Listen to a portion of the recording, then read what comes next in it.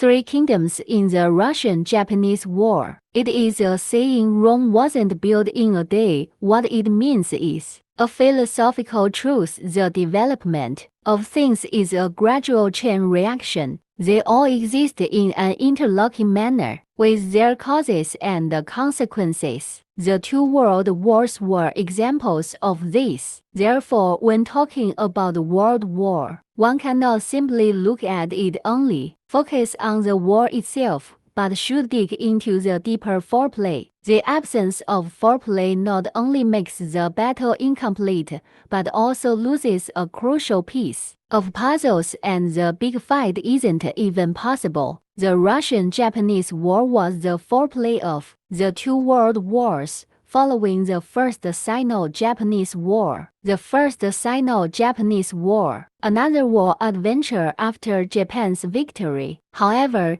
teasing Russia and established European powers. The Japanese have no idea whether they can win the war. After the war, the Japanese basically won miserably on the battlefield, basically failed miserably in negotiations. He must be unwilling to do so and will inevitably provoke a bigger war gamble. Japan turned out to be like the Qing dynasty in China, closed to the outside world and feudal and backward. Since General Perry's Black Sheep incident opened the door to the United States in 1853, Japan has gradually embarked on a path of semi-traditional and semi-westernization. Its national power is growing and its ambitions are expanding, so much so that in 1879, he boldly annexed the Ryukyu Kingdom, and in 1894, he boldly encroaching on the Korean Peninsula. After the First Sino-Japanese War, Japan received substantial compensation for territorial cession, especially the astronomical war. Reparations are like an injection, a shot in the arm that rapidly increased Japan's national power until it ranks among the world's great powers. At this point, the greed of the Japanese has become more and more out of control. First, consider Asia as own sphere of influence. This will inevitably trigger conflicts between the existing interests of other powers. As a result, the Russo-Japanese War broke out among the great powers to compete for territory. The Russo-Japanese War was a foreplay on the main eastern battlefield of the two world wars. Its purpose is for Japan and Russia to compete for northeast China and the Korean Peninsula. Then the results: 1. If Japan wins, it will naturally become more confident, dare to play a bigger gamble. The result is indeed the case. Japan won, so the rapid expansion of ambitions began, and a reality show of snake swallowing elephant was staged, drinking poison to quench thirst. 2. If Japan loses, it will naturally curb its sharpness and act like a deflated ball with a red face, finds a place where no one is around.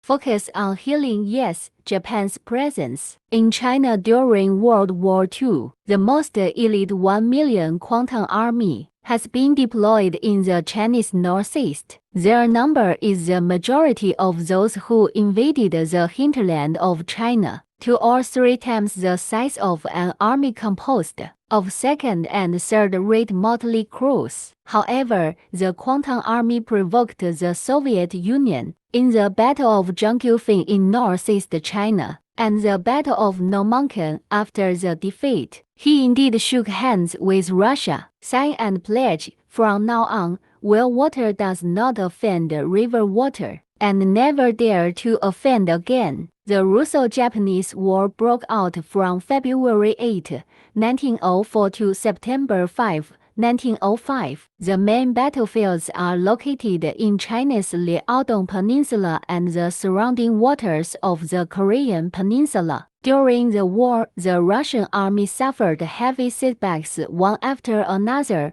Both sides were exhausted and unable to fight anymore. Finally, the Treaty of Portsmouth was signed under the mediation of U.S. President Theodore Roosevelt. After the war ended, Russia experienced domestic turmoil after its defeat, and a series of revolutionary events broke out. It was the most direct trigger for the October Revolution armed uprising that broke out in 1905, the Russo-Japanese War. It has the characteristics of a total war. Both sides mobilize manpower and material resources on a large scale and use all their national strengths. The battle was a rehearsal for World War I, with many technological innovations being introduced for the first time, used in actual combat, such as cutting-edge gunpowder, rapid-fire cannons, machine guns and carbines, with higher shooting accuracy, etc. All in the war was widely popularized by the Russo-Japanese War in China. What unfolds on the land is also a romance of the three kingdoms, but China's Qing government actually declared neutrality. How strange this is. Maybe all because China's weak national power is the cause of the disaster. It is also a helpless move that dares not to say who will win and who will lose. Some scholars in later generations believed that Japan's victory was a good thing for China. Otherwise,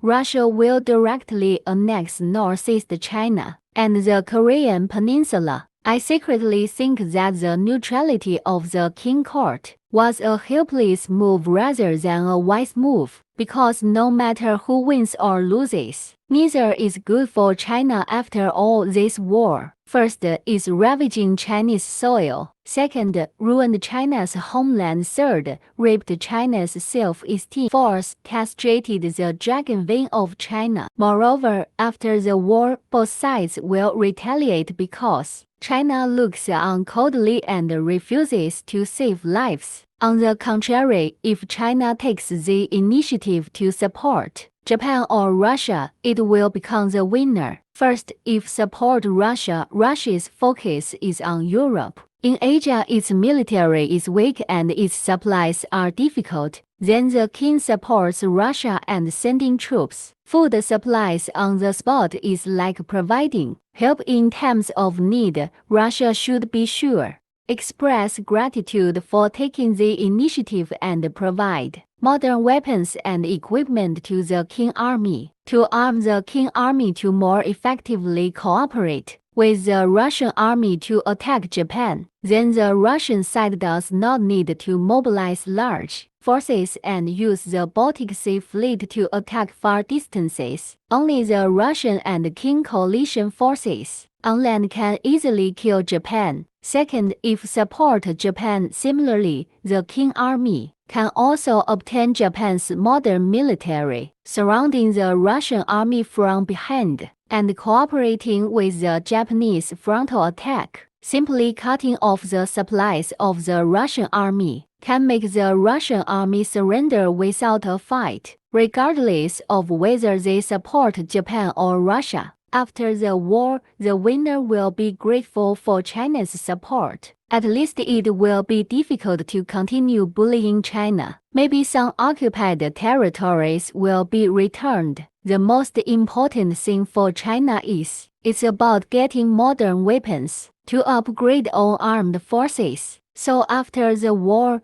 neither Russia nor Japan dared to underestimate China. Such stories abound in history are vivid in our minds. Well-known examples include those that occurred in the mid-20th century. First, Korean War. The Soviet Union sent weapons, and China sent soldiers to fight for North Korea. As a result, the Chinese army upgraded weapons from disorganized rifles to comprehensively Soviet Union standard equipment. Second, the U.S.-Vietnam War. The Soviet Union and China supported North Vietnam. After the war, North Vietnam had become so fat and arrogant that he claimed to be the third military power in the world. As a result, when the Sino-Vietnam War broke out in 1978, the Chinese army suffered a lot. If the Qing dynasty had to choose sides, Of course, it would first have to look at Japan and Russia, who offers the most attractive conditions. If the conditions of both parties are consistent, then it is more likely to support Russia. First,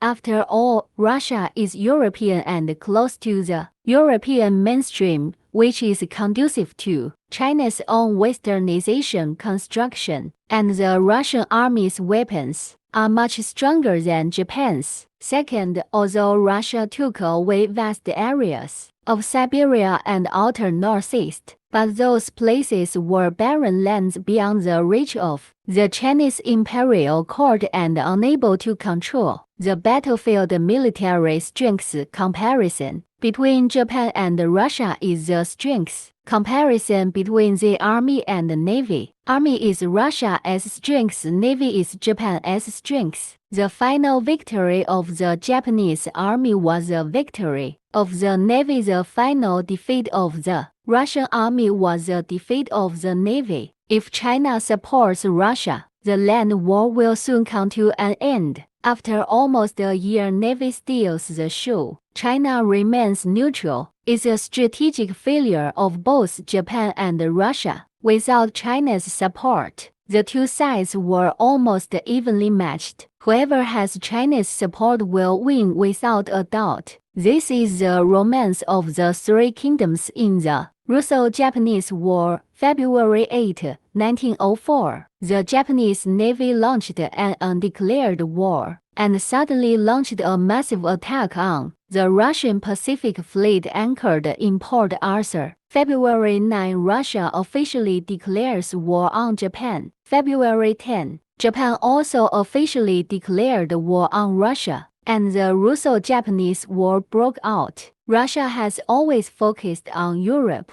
so in the Far East it has only Army near 98,000 troops and the Pacific Fleet 60 warships. But the Japanese Army has a total of 375,000 and the Navy has 80 warships. The First Fleet and the Second Fleet of the Japanese Navy are responsible for blockade of the Russian Navy stationed in Port Arthur. The Russian Pacific Fleet and the Third Fleet are on duty in the Tsushima Strait to ensure sea control. The First Army landed on the Korean Peninsula to expel the Russian troops on the peninsula. The Second Army headed to the Liaodong Peninsula to establish a bridgehead to isolate Port Arthur. After that, it will join with the subsequent Third Army and Fourth Army in the three eastern provinces of China to jointly mob up the Russian army. The original plan also included an attack on Russian-controlled Vladivostok. At the same time, the Japanese Navy is also preparing to annihilate the Russian Pacific Fleet. Facing the coming Russian Baltic Fleet, Russian military predicts Japan will land in southern Korean Peninsula, so a large number of Russian troops were assembled at the Yalu River to meet the enemy. If they failed to stop them, if the Japanese offensive cannot be stopped, they will retreat to Harbin in order to lure the enemy deeper, waiting for the Japanese supply line to be extended and their combat strength weakened, and then annihilated them in one fell swoop. As for the Russian Pacific Fleet, its main purpose is to avoid a decisive battle with Japan's main force, to await reinforcements from the Baltic Fleet. The decisive land battles were mainly fought on China's Liaodong Peninsula and the Korean Peninsula. Liaodong campaign. First, Russia suffered consecutive defeats on the Liaodong Peninsula and was defeated by the Japanese army. Second, Japan successfully occupied important cities in the Liaodong Peninsula, such as Lashangku, Dalian, and Jinzhou. Korean campaign. First, the Japanese army quickly occupied the Korean Peninsula and drove the Russian army out of the area. Second, Russia's power in Korea has been weakened, eventually forced to withdraw from Korea. The naval battle was mainly fought in the Tsushima Strait. The Battle of Tsushima was a battle fought in the Russo-Japanese War, a sea battle with the nature of a gamble on national fortunes. The battle took place on May 27 to 28, 1905, and was fought by the Japanese Navy Admiral Toko Hayakairo versus the Russian Navy Vice Admiral Roger Stavinsky. Russian Baltic Fleet, also known as the Second Pacific Fleet. The Battle of Tsushima ended with a complete victory for Japan. 2/3 of the Russian fleet was destroyed, and most of the rest surrendered. The Japanese lost only 3 torpedo boats. This is the history of naval warfare, one of the classic naval battles, with the most disparate losses. This battle laid the foundation for Japan's final victory in the Russo-Japanese War. In land wars, victory or defeat is a common occurrence for military strategists. It may take a long time, but the Japanese Navy's complete victory, the complete defeat of the Russian Navy, completely disrupted the Army's established strategic position. This is the impact of the results of the naval battle on the confidence of decision makers in the respective governments. So after the unfortunate defeat in the Battle of Tsushima, Russia's national power was exhausted. No longer confident in maintaining army operations, had no choice but to choose a truce with dignity. Result of the war: first, Japanese victory. Past the Peace of Portsmouth, Russia officially withdraws from Korean Peninsula and lost territorial sovereignty over southern Sakhalin Island. Second, Russia's failure. The loss of national prestige directly led to the outbreak of the Russian Revolution in 1905. Third, China's complete defeat. China deserted the battlefield and cannot escape the punishment of later generations. In fact, there was no winner in this romance of the Three Kingdoms. Japan was happy for a while. However, he forged a deep rift with Russia and received brutal revenge in the latter part of World War II. First, at that time, the 700,000 Japanese Kwantung Army stationed in China were directly slaughtered by the Soviet Red Army, with more than 100,000 soldiers killed. The rest were taken as prisoners and sent to various regions of the Soviet Union to do hard labor. Of the hundreds of thousands sent to Siberia, only a handful of survivors survived. Second, the 4 northern islands of Japan have been occupied by Russia and will not be returned in time. Churchill famously said, "There are no permanent enemies and no permanent friends. There are only permanent interests." Russia and Japan are not good people. They both covet China's territory. But after all, which of the two benefits is greater? And the two evils are the lesser if Russia and China formed an alliance before the war, or if Japan and China form an alliance to make their opponents retreat in the face of difficulties. The war may not happen at all. If that's the case,